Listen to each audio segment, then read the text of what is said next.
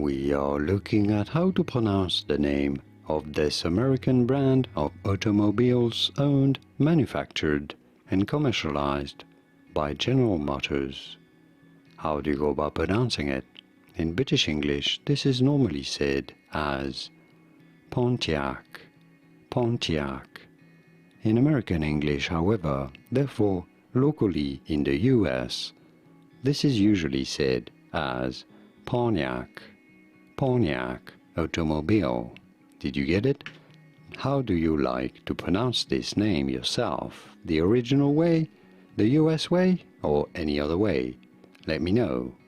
Here are more videos on how to pronounce more words. Brand names of automobiles whose pronunciations aren't exactly always obvious. I'll see you there to learn more.